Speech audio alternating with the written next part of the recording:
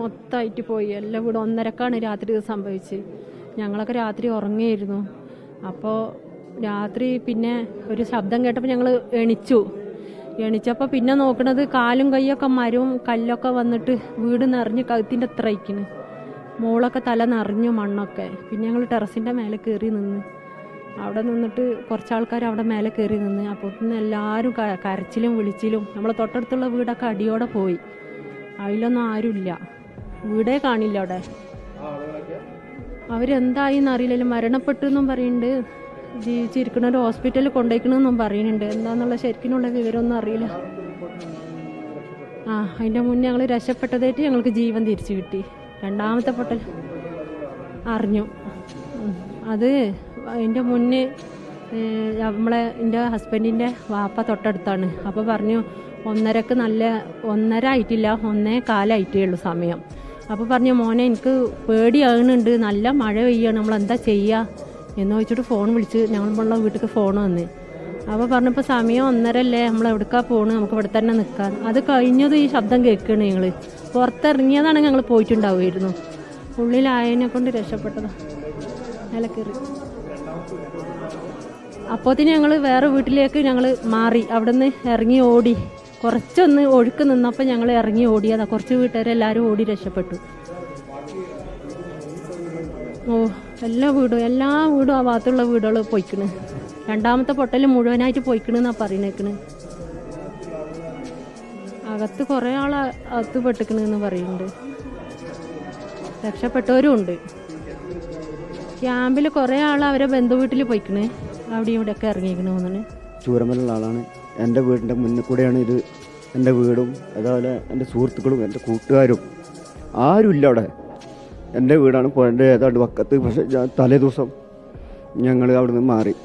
എൻ്റെ മോള് ഗർഭിണിയായിരുന്നു, പശുവെന്നുണ്ട്. അതുകൊണ്ട് കൂട്ടുകാരൊക്കെ പറഞ്ഞു മാറിക്കോ മോള് ഇങ്ങനെയൊക്കെ അല്ലേ. പിന്നെ അതേപോലെ എൻ്റെ ജ്യേഷ്ഠനും എല്ലാവരും വിളിച്ചിരുന്നു. ഒരു എന്തോ ദൈവദീനം.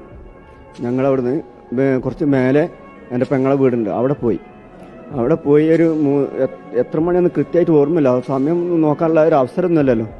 അപ്പോൾ ഞങ്ങൾ കുറച്ച് കഴിഞ്ഞപ്പോൾ ഒരു സൗണ്ടും എല്ലാം പാടെ വന്ന് ഞങ്ങൾ അവിടുന്ന് കുറേ ആൾക്കാരുണ്ട് ആ റൂമിൽ. കുട്ടികളും മക്കളൊക്കെ എടുത്തിട്ട് ഞങ്ങൾ കാപ്പിക്കാട്ടിക്ക് ഓടി കുറച്ച് നേരം അവിടെ നിന്ന്. പിന്നെ ആ സൗണ്ടൊക്കെ കുറച്ച് കുറഞ്ഞപ്പോൾ ഇങ്ങോട്ട് വന്ന്. അപ്പോഴത്തേനും അവിടുന്ന് നോക്കുക വിളിക്കൽ എൻ്റെ വീട്ടിൽ കൂടെയാണ് വന്നത്. എൻ്റെ വീടിൻ്റെ ഏതാണ് 2 പുഴയും കൂടി ടച്ചാണ് സ്ഥലം. അപ്പോൾ അവിടെ കൂടെ കയറിയിട്ടാണ് മൊത്തം അങ്ങനെ കറങ്ങി. പിന്നെ താഴെ ഒരുപാട് വീടെടുത്തിട്ട് പോയത്. എൻ്റെ വീട് ഫുള്ളായിട്ടൊന്നല്ല, എൻ്റെ വീടിൻ്റെ മേലെ കുറേ വീടുകളുണ്ട്. പക്ഷെ അത്രക്കൊന്നും ഞങ്ങൾ ഒരിക്കലും അവിടെ എത്തൂല എന്നുള്ളത് തന്നെയാണ്. എൻ്റെ വീട് തന്നെ പുഴയും ഞങ്ങളുമായിട്ട് ഒരു 10-25 അടി ഹൈറ്റിൻ്റെ വ്യത്യാസമുണ്ട്. അത്രയും അടിയും. പിന്നെ അത് കഴിഞ്ഞിട്ട് കുറേ വീടുകളുണ്ട്. അവിടുത്തെ ആൾക്കാരെ ഇതുവരെ എനിക്ക് കാണാനും വേറെ വിളിച്ചിട്ടും ബന്ധപ്പെട്ടിട്ടും ഒന്നും കിട്ടിയില്ല. അവിടെ നമ്മളെ തൊട്ട അയൽവാസികളായ കുറേ ആൾക്കാരെ. പിന്നെ അതുപോലെ പിന്നെ കുറച്ചുകൂടി മേലെയുണ്ട്. അതേപോലെ നല്ല സേഫ്റ്റിയുള്ള സ്ഥലമാണ്. അവിടെ വരെ വന്നിട്ട് എന്താ പറയുക, എങ്ങനെ പറയേണ്ടതെന്ന് അറിയില്ല. ആ രീതിയിലാക്കിയിരിക്കണം. എൻ്റെ വീട് എന്ന് പറഞ്ഞാൽ തന്നെ ഒരു 30 അടി. പിന്നെ അത്രയും വീതിയുണ്ട്, അത്രയും സ്പേസ് ഉള്ളതുകൊണ്ട് വെള്ളം എത്ര വേണമെങ്കിലും കവർ ചെയ്ത് വെള്ളം പോകാനുണ്ട്. പക്ഷെ എന്ത് പറ്റിയെന്നറിയില്ല. പക്ഷെ പുഴ അവിടെ ഇപ്പം ഞാൻ കണ്ടിട്ടില്ല. പിന്നെ ഞങ്ങൾക്ക് ഇങ്ങോട്ട് വന്ന് നോക്കാനോ അവിടെ ഇലക്ട്രിക് ലൈന് വീണിട്ട് പോസ്റ്റൊക്കെ വീണിട്ട് അത്രയും ഇതുണ്ടല്ലോ. വീണിൻ്റെ ശേഷം പിന്നെ അങ്ങോട്ട് ആരും വരരുത് എന്നൊക്കെ പറഞ്ഞേക്കണ്. പിന്നെ എൻ്റെ ഒരു സുഹൃത്തിൻ്റെ കുട്ടി ഒക്കെ ആരൊക്കെ വലിച്ച് കയറ്റിക്കണം അവിടുന്ന് തൊട്ടടുത്ത്. പിന്നെ എൻ്റെ കൂട്ടുകാരന്മാരൊക്കെ ഇവിടെയൊക്കെ ആയിരുന്നു. വീടിൻ്റെ മേലെയും അവിടെയൊക്കെ ആയത്. വിളിക്കലും കരയലും ഒരു രക്ഷയില്ല. നമുക്കൊന്നും ചെയ്യാൻ പറ്റില്ല അവിടെ ആ സമയത്ത്. എന്താ പറയുക, നമ്മൾ വിചാരിക്കുന്നൊന്നുമല്ല. എല്ലാവരും വിളിച്ചു. കുറേ ആൾക്കാർ ഫോൺ റിങ് ചെയ്യാന്നല്ലാണ്ട് എടുക്കണില്ല. അപ്പോൾ ഞങ്ങളും വിചാരിച്ചു ഫോണൊക്കെ ഇട്ടെറിഞ്ഞ് ഓടിയിട്ടുണ്ടാവുമെന്ന്. അപ്പോൾ അങ്ങനെ കുറേ ആൾക്കാർ പറയുന്നുണ്ട് ഞങ്ങൾ ഇന്ന സ്ഥലത്തുണ്ട്. അപ്പോഴത്തേന് വിളി ഫസ്റ്റ് പോകേണ്ട വീട് ഞങ്ങൾ പറഞ്ഞില്ലേ അത്രയും അങ്ങനത്തെ സ്ഥലം. പക്ഷെ അവിടെ വരൂലെന്ന് പറഞ്ഞാൽ കാരണം അത്രയും അപാര കല്ലൊക്കെ ഉണ്ട്. ആ കല്ലൊക്കെ മറിഞ്ഞ് നമ്മളൊരു ഊഹാണല്ലോ. പക്ഷെ അതൊക്കെ കവർന്ന് എല്ലാം കൊണ്ട് ആ സൈഡ് ചൂരൽമല ഭാഗത്തുള്ളവരാണ് ഇവിടെ എത്തിയിട്ടുള്ളത്. അപ്പോൾ ബാക്കിയുള്ളവർ ആ പാലം പോയതുകൊണ്ട് അങ്ങോട്ടേക്കുള്ള നമ്മൾ അന്വേഷിച്ചുള്ളത്. അപ്പോൾ ആ മുണ്ടക്കൈ അങ്ങ് ഭാഗത്തേക്കുള്ള വിവരങ്ങൾ കിട്ടുന്നേ ഉള്ളൂ. ആ ഒരു ബ്രിഡ്ജ് മാത്രമാണുള്ളത്. അത് ആ ടൗണിലുള്ള അത് പോയി കഴിഞ്ഞു. ഇനിയിപ്പോൾ അതിന് എന്തെങ്കിലും ഇംപ്രവൈസ്ഡ്. ഞാൻ അമ്പലവയലാണ്. അപ്പോൾ ഞങ്ങൾ വളണ്ടിയറായിട്ട് ഇങ്ങോട്ട് വന്നതാണ് ഇവിടെ. അപ്പോൾ ഇതാണ്